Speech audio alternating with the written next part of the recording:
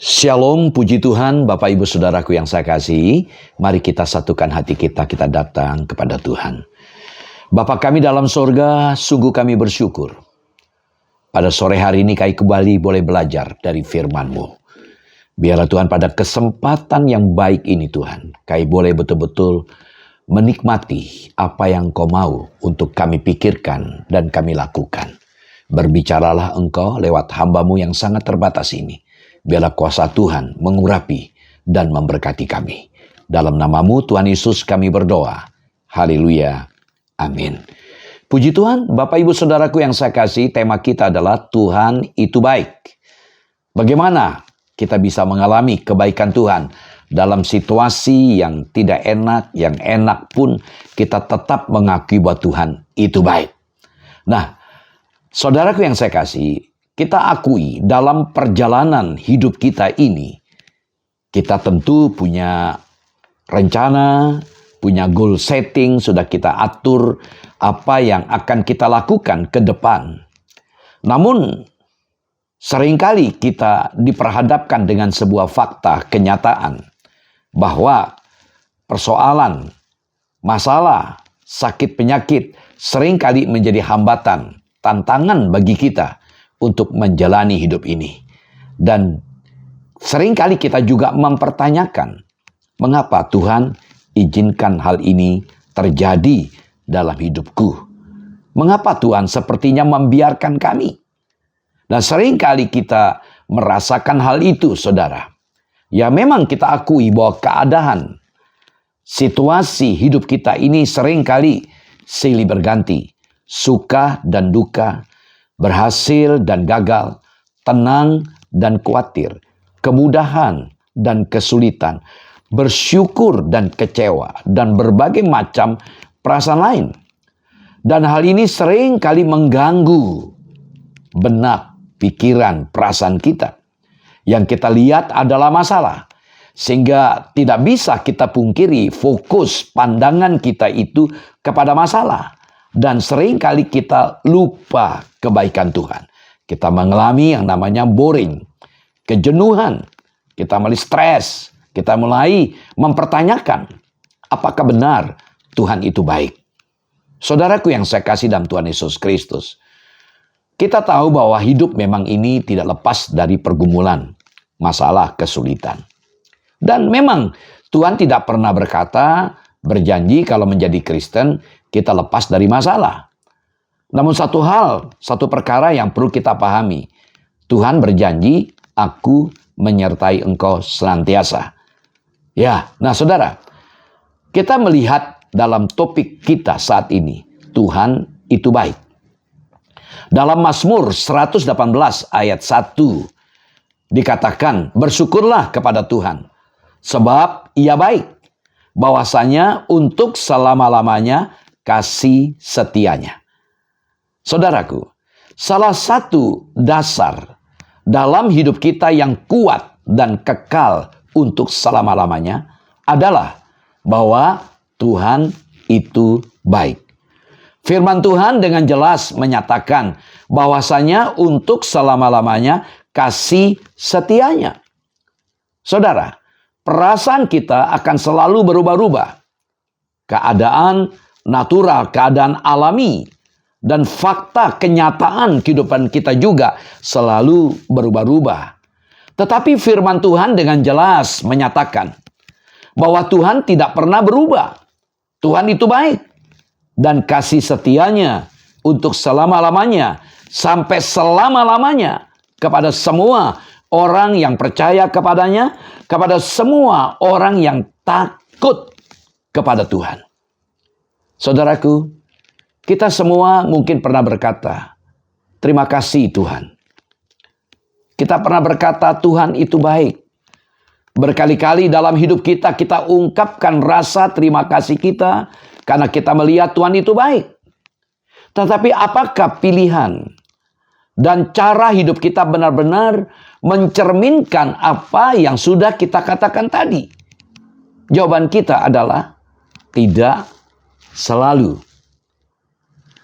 Saudara, tumbuh besar sebagai orang Kristen, kita diajarkan kalau Tuhan itu baik. Dan memang kita telah mengalami sendiri kebaikan Tuhan itu. Tapi meskipun kita mengalami kebaikannya, sering kali kita masih meragukan. Kita ragu-ragu dengan apa yang Tuhan minta untuk kita lakukan. Karena dalam pikiran kita, perasaan kita, kita melihat Tuhan itu tidak baik. Nah saudara, topik tentang kebaikan Tuhan itu merupakan sebuah bahasan yang sangat-sangat menarik perhatian kita. Bagaimana tidak? Bahwa Alkitab memberikan banyak catatan-catatan bahwa Tuhan itu baik, Allah itu baik. Nah saudara, salah satu natur Allah adalah bahwa Dia adalah baik adanya. Di dalam Dia tidak ada sesuatu yang buruk, najis dan lemah, tidak ada. Kebaikan Tuhan harus dilihat melalui Alkitab, dilihat melalui kitab suci, dan bukan melalui apa yang kita pahami dari apa kata orang, atau kita pahami dari perkataan orang lain. Kebaikan Tuhan itu bergantung dari tanggapan kita, respon manusia dalam hidup mereka masing-masing. Saudaraku, memang sangat mudah berkata-kata manis dan bersyukur kepada Tuhan ketika lingkungan kita baik, orang-orang di sekitar kita juga baik, dan kita pun tidak mengalami gangguan. Namun, akan sangat mudah juga bagi seseorang untuk menuduh Allah berlaku tidak adil dan tidak baik ketika seseorang justru berada dalam situasi yang tidak baik dan sangat berat. Saudara, kebaikan Tuhan tidak bergantung terhadap apa yang saudara dan saya alami, dan tanggapan atau respon apa yang saudara dan saya berikan kepada Allah. Saudara dan saya bersyukur atau tidak atas kebaikan Tuhan, Tuhan tetap Allah yang baik. Dia adalah Tuhan yang baik. Saudara berkata, Tuhan, Engkau baik bagiku di saat kita sedang berada di dalam kelimpahan. Jauh lebih mudah ketimbang kita ditimpa sebuah masalah, musibah, atau kecelakaan. Saudara, mengakui kebaikan Tuhan atas pencapaian, prestasi, dan capaian-capaian yang kita peroleh, dan membuat nama kita terkenal dan dipuji jauh lebih mudah jika kita sedang mengalami kesialan. Benarkah Tuhan berubah menjadi jahat? Tatkala kita sedang mengalami masa-masa kesukaran dan kelelaman, benarkah Dia adalah Tuhan yang jahat tatkala kita mengalami hari-hari yang kurang beruntung? Saudara, hari ini kita belajar dari pengalaman-pengalaman tokoh-tokoh Alkitab.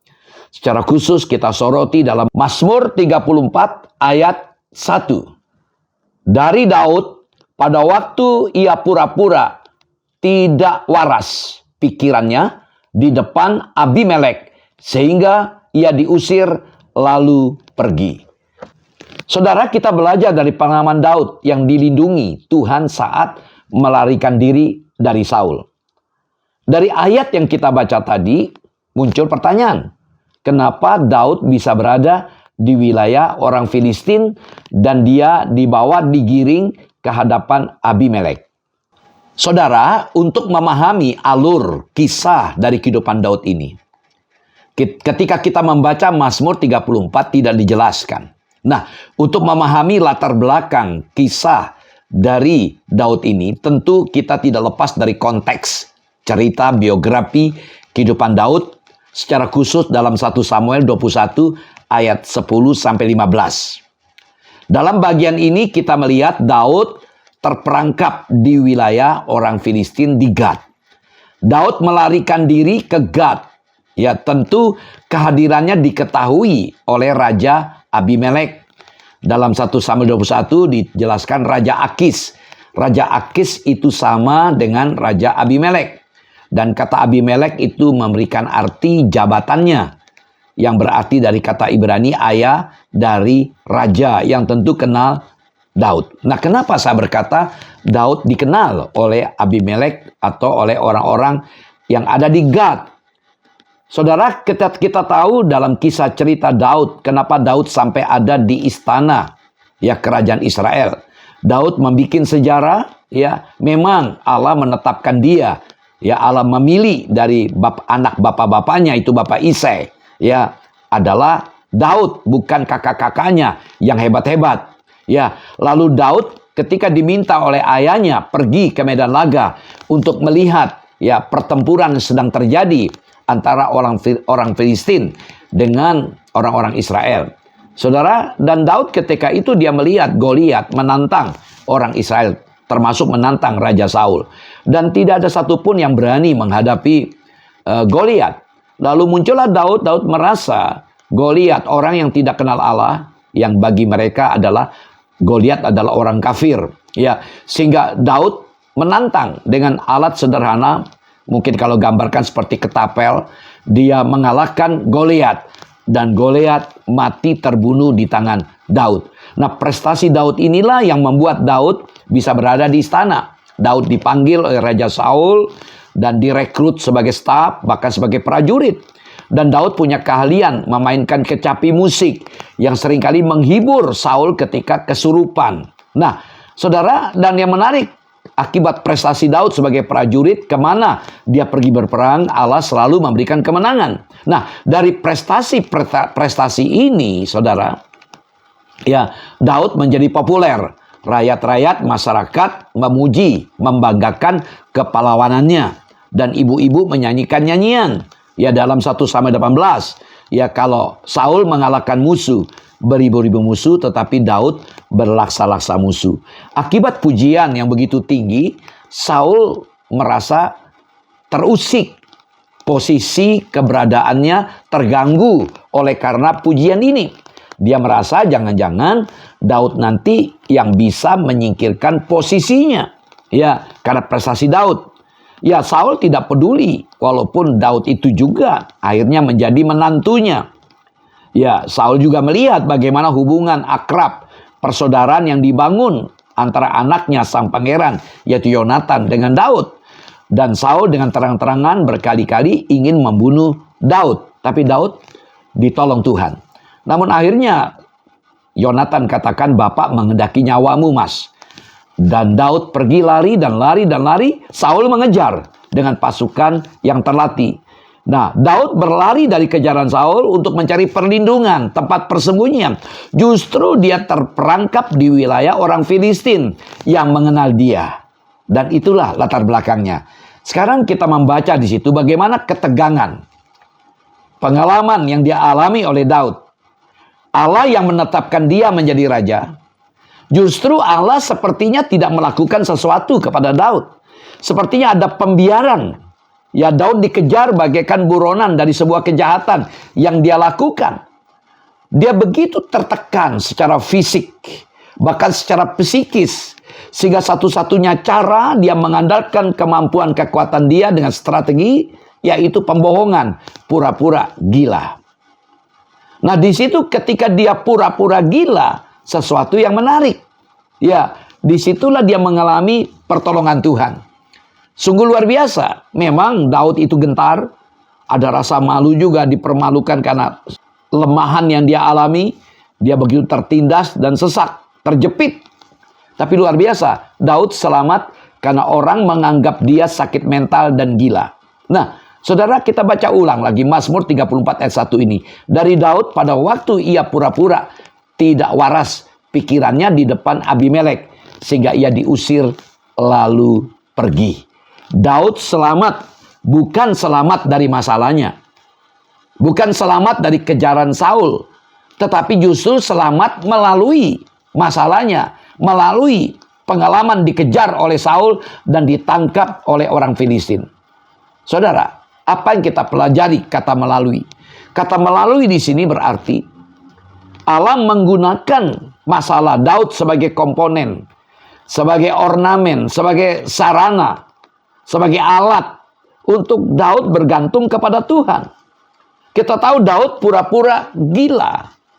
Dan sekarang Daud dibawa ke sebuah kesadaran. Ya, bahwa masalah yang dia hadapi itu Justru membawa dia mendekat kepada Allah. Dan itu kita lihat dalam Mazmur 34. Dia mengajak kita yang membaca Mazmur 34 untuk mendekat, mencari Allah, menyandarkan Allah.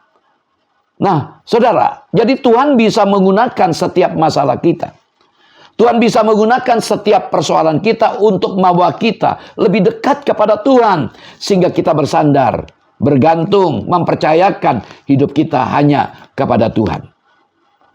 Ada satu ungkapan menarik yang menjadi pokok pemikiran kita dalam perjumpaan kita sore ini. Yaitu dalam Mazmur 34 ayat 9. Mazmur 34 ayat 9, kecaplah dan lihatlah betapa baiknya Tuhan itu. Berbahagialah orang yang berlindung padanya.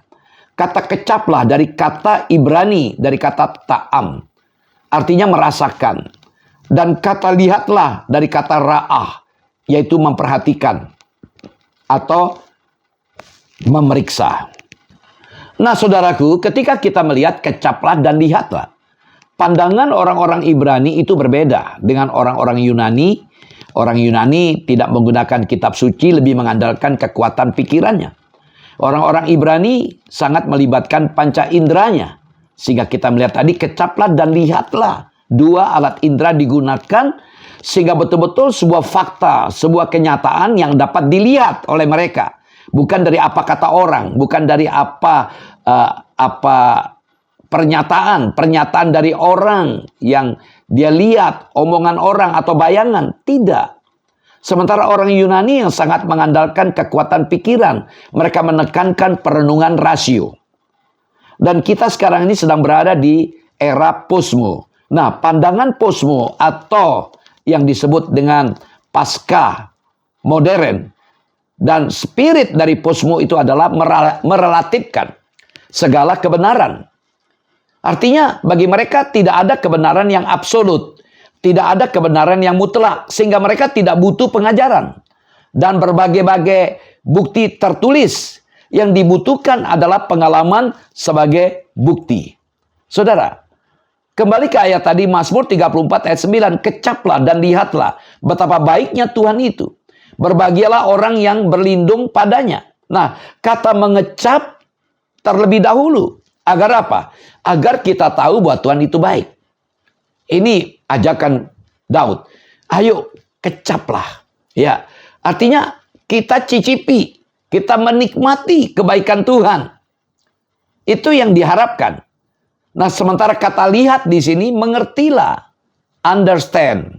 Seringkali kita dengar pernyataan, kita memberikan sebuah pernyataan, orang lain berkata lawan bicara kita, I see, aku mengerti.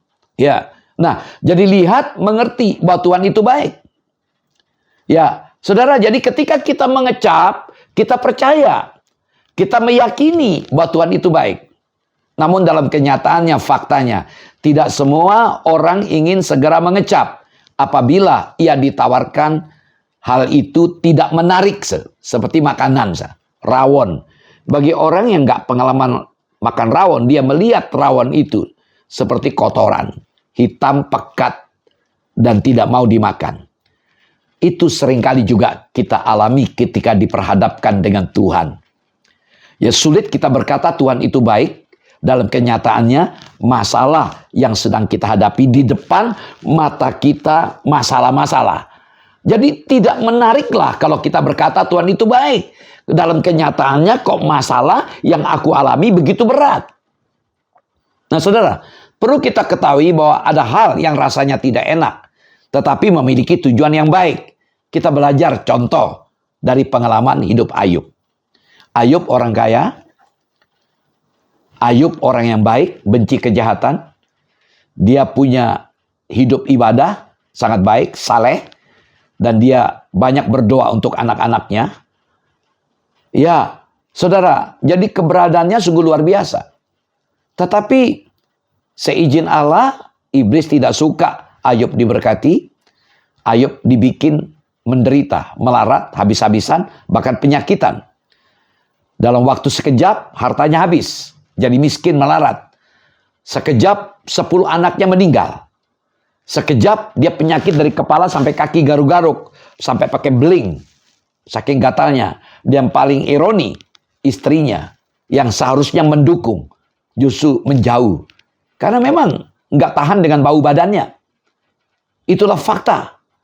Dan istri sampai berkata, sampai kapan Bapak melayani Tuhan? Sampai kapan Bapak ikut Tuhan? Kutukilah hidupmu, matilah kamu. Itu pernyataan yang menohok sekali bagi Ayub. Dan ketiga temannya yang bersahabat dengan dia, memberikan penghiburan, itu motivasinya, ingin mendorong, memberikan kekuatan. Lama-lama ketiga sahabatnya menuding, kamu itu berdosa. Dan kemudian karena tekanan demi tekanan yang dialami, akhirnya Ayub pun memberikan kesimpulan. Dalam Ayub 30 ayat 21. Ada banyak ayat-ayat lain yang menyatakan itu. Misalnya dia mencari Tuhan ke barat, ke timur, ke utara, ke selatan. Dia tidak berjumpa dengan Tuhan. Ayub 30 ayat 21 mengatakan, engkau menjadi kejam terhadap aku. Engkau memusuhi aku dengan kekuatan tanganmu. Saudara, orang-orang beriman berarti dia hidup oleh iman. Bukan dari apa yang dia lihat. Dia alami terlebih dahulu, kecaplah kebaikan Tuhan. Maka dia akan merasakan, mengerti, percaya bahwa Tuhan itu baik. Jadi orang beriman hidup oleh iman bukan dari yang dilihat. Alami terlebih dahulu, maka kita akan melihatnya. Namun seringkali kita mengambil kesimpulan dari apa yang kita lihat dulu. Yang kita lihat dulu, baru kita percaya. Dalam faktanya, ketika kita melihat, otomatis kita sulit percaya. Karena itu Daud berkata, kecaplah, nikmatilah, cicipilah kebaikan Tuhan. Sehingga engkau akan mengerti Tuhan itu baik. Dan itu dialami oleh Ayub kemudian. Ayub 42 ayat yang kelima. Hanya dari kata orang saja aku mendengar tentang engkau. Perhatikan, hanya dari kata orang saja aku mendengar tentang engkau. Tetapi sekarang mataku sendiri memandang engkau. Artinya selama ini walaupun aku hidup beriman, aku bisa mengerti tentang engkau oleh karena orang yang berkata seperti itu. Mungkin juga kita berkata aku mengerti tentang Tuhan karena membaca Alkitab. Namun sekarang aku alami lewat pengalaman pribadiku. Itu terbukti dari kisah hidup Ayub pada akhirnya. Dia memiliki akhir yang jauh lebih baik daripada semua kehilangan. Harta, anak, penyakit, semua pergumulan yang dialami di awal hidupnya diubah menjadi kebaikan. Dia diberkati. Ya. Jadi kita melihat di sini bagaimana beratnya kehidupan Ayub. Baru terakhir dia mengatakan, Tuhan itu baik. Aku rasakan itu sendiri. Sampai dia bertobat, dia memulihkan dirinya di hadapan Tuhan. Kita baru tahu di kemudian hari. Itu fakta. Asap contohnya. Dia berkata sesungguhnya Allah itu baik. Bagi mereka yang bersih hatinya. Bagi mereka yang tulus hatinya. Mazmur 73 ayat 1. Sesungguhnya. Jadi kata sesungguhnya itu memberikan hati. Ada pengalaman, ada pergumulan sebelum dia alami itu. Dia sempat meragukan Tuhan. Dia sempat mempertanyakan Tuhan itu baik. Namun setelah mengalami pengalaman bersama dengan Tuhan, baru dia bisa berkata, Tuhan itu baik. Pengkhotbah pasal 7 ayat 8, saudara. Pengkhotbah pasal 7 ayat 8. Akhir suatu hal lebih baik daripada awalnya. Panjang sabar lebih baik daripada tinggi hati. Dari ayat kita bisa melihat, akhir suatu hal lebih baik daripada awalnya. Nah, karena itu mari kita belajar. Kita tahu dari Ayub misalnya. Kita bisa tahu bagaimana akhir hidup Ayub. Karena kita membaca kisah Ayub. Bagaimana kita? Hari ini kita mungkin mulai mengatakan, aku tidak merasakan kebaikan Tuhan. Hari-hari yang aku alami adalah hari-hari yang sulit. Hari-hari yang berat. Hari-hari yang penuh penderitaan. Berat. Sehingga kita merasakan masa depan kita bayang-bayang yang sangat menakutkan. Namun dengarkan firman Tuhan ini.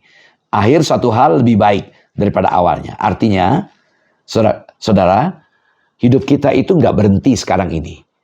Kalau ada masalah bukan to finish. Kita masih berjalan.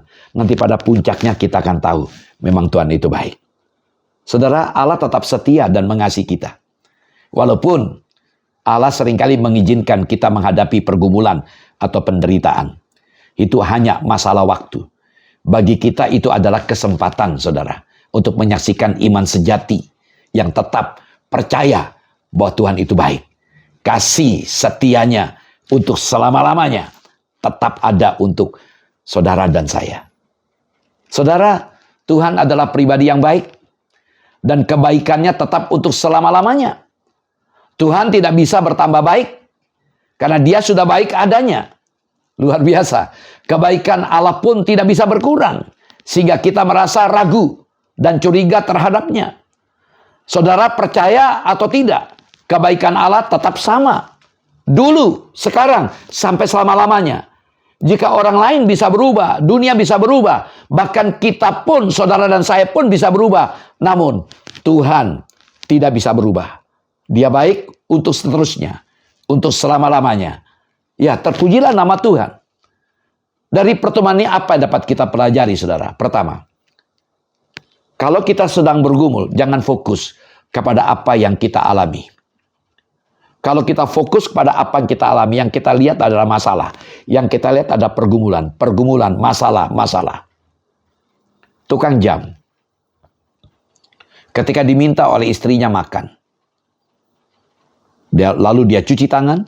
Waktu cuci tangan dia menjerit, jempolku sebesar paha. Istrinya kaget dengar jeritan suaminya. Ya, istri datang, istri tertawa, terpingkal-pingkal. Papa, bagaimana enggak sebesar paha? Kacamata pembesar papa masih nempel di kelopak mata papa. Sehingga jempol sebesar paha. Kerap kali kita seperti itu. Masalah kita kecil sebenarnya di hadapan Tuhan. Dan Tuhan pun percaya bahwa saudara mampu mengatasinya. 1 Korintus 10 ayat 13, pencobaan kita alami adalah pencobaan yang biasa. Tidak ada yang luar biasa. Allah itu setia. Pada saat engkau menghadapi ujian, pencobaan, Tuhan ya memberikan jalan keluar kepada saudara. Nah, saudaraku, yang kedua, percaya bahwa Tuhan itu baik. Ya, karena itu belajar mengecap, mencicipi, menikmati, sehingga kita mengerti Tuhan itu baik. Percaya. Seorang anak muda biasa naik gunung, tergelincir. Waktu tergelincir kan dia anak Tuhan, dia panggil Tuhan Yesus. Tuhan tolong saya. Dahan pohon yang besar menghadang tubuhnya sehingga dia bergantungan di dahan pohon itu. Dan dia berdoa, Bapa terima kasih buat penyertaanmu. Dengan dua tangan dia bertahan. Dan dengar suara di batinnya, aku tidak jauh dari engkau anakku. Lepaskan kedua tanganmu. 3 kali dia mendengar suara itu. Dia bilang, setan, engkau mencobai aku. Ringkas cerita, dia bertahan dalam kondisi bergantungan. 2 tangan sekali pegang, ketika capek tangan kanan. Gantian tangan kiri, sampai menjelang fajar menyingsing. Sinar matahari mulai menyinari hutan, di mana dia terperangkap di lembah itu. Waktu dia melihat antara kaki dengan tanah, jaraknya cuma 30 cm. Kalau dia turunkan badannya, dia bisa tidur nyenyak mengobati bekas lukanya. Kerap kali Tuhan mau buat sesuatu untuk saudara. Tapi saudara hanya mengandalkan pengalaman, kekuatan saudara. Percayakanlah hidup saudara kepada Tuhan. Yang ketiga, bertekun sampai akhir. Pengkhotbah tadi mengatakan, ya, akhir lebih baik. Karena itu belajar bersabar, bertekun, ya, menuju sasaran yang sudah ditetapkan oleh Allah. Berjalanlah pada jalannya. Jangan keluar dari jalan Tuhan. Dalam jalannya, ikuti jalannya Tuhan. Dan engkau akan melihat bagaimana rencana Allah tidak pernah meleset. Allah akan menuntun saudara. Mari bertekun sampai akhir. Jangan menyerah. Berserahlah kepada Tuhan. Jangan andalkan kekuatanmu. Tuhan Yesus memberkati. Mari kita berdoa. Bapa kami dalam sorga, kami bersyukur, berterima kasih buat penyertaan-Mu Tuhan, buat firman-Mu yang boleh kami dengar. Bawa setiap kami Tuhan untuk mengalami kebaikan Tuhan. Sesungguhnya Engkau Tuhan yang baik. Kalau hari ini kami sedang bergumul, kami sedang diperhadapkan dengan masalah, biarlah kami boleh mengecap, mencicipi, menikmati kebaikan Tuhan. Walaupun dari kacamata iman, kami hanya percaya secara iman. Dalam faktanya kami mesti melihat begitu banyak masalah kami. Tapi kami percaya Tuhan sanggup mengubah setiap keadaan kami. Berikan kekuatan pada kami untuk tetap bertahan. Apapun yang kami alami, entah penderitaan akibat sakit, atau kondisi keuangan, kondisi keluarga, kami letakkan dalam tangan Tuhan. Terima kasih, kami bersyukur, mohon berkat Tuhan bagi kami. Dalam nama-Mu, Tuhan Yesus, kami sudah berdoa. Haleluya. Amin. Shalom, Tuhan Yesus memberkati.